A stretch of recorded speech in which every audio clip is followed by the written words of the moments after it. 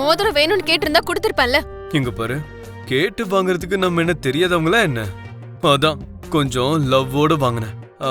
மருதாணி பாட்டி, கொஞ்சம் உங்க கையை நீட்டுங்க. ஐயோ வேண்டாம் தம்பி, வெள்ளி மோதிரம் தானே, நானே கட்டி கொடுக்கறேன். இந்தா. சோ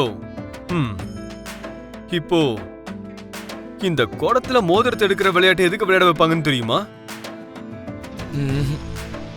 எதுக்கு?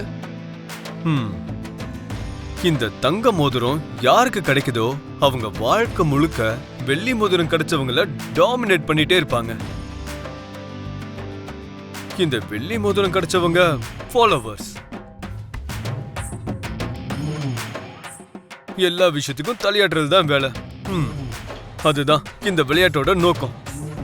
அப்போ 2 மோதிரமும் ஒருத்தருக்கே கிடைச்சிட்டா அடுத்த ஆளுக்கு வாய்ஸே இருக்காதுன்னு அர்த்தம். வாழ்க்கை முழுக்க 2 மோதிரமும் கிடைச்சவங்களுக்கு கட்டுப்பட்டு இருக்கணும். சரி சரி, யாரு யாருக்கு கட்டுப்பட்டு இருப்பாங்கன்னு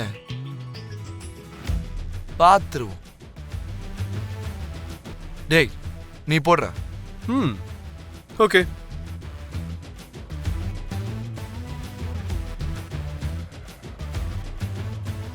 டேய், சீக்கிரம் போடுற.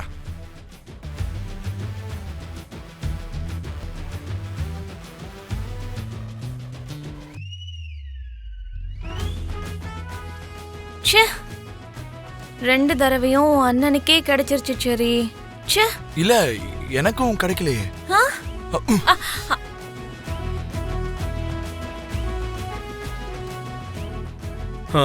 கொஞ்ச நேரம் நீங்க அடிச்சுக்கிறத நிப்பாட்டுறீங்களா? ஐயோ சரி.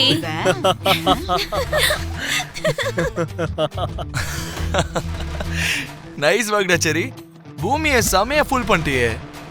இது ரொம்ப நல்லா இருக்கு. நீங்க மட்டும் தேடலையா என்ன?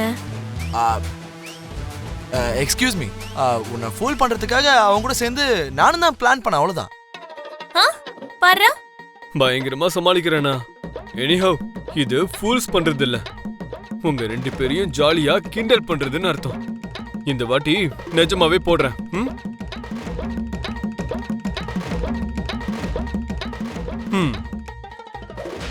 டேய் சரி,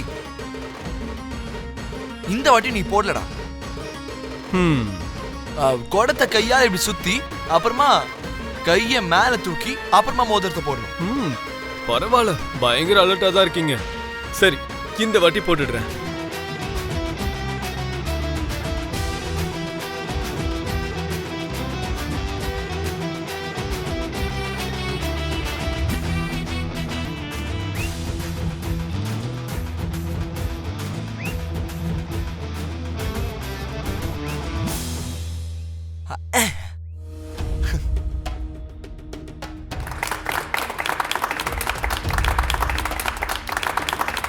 ரெண்டு மோதிரமும் உன் அண்ணனுக்கே கிடைச்சிருச்சு.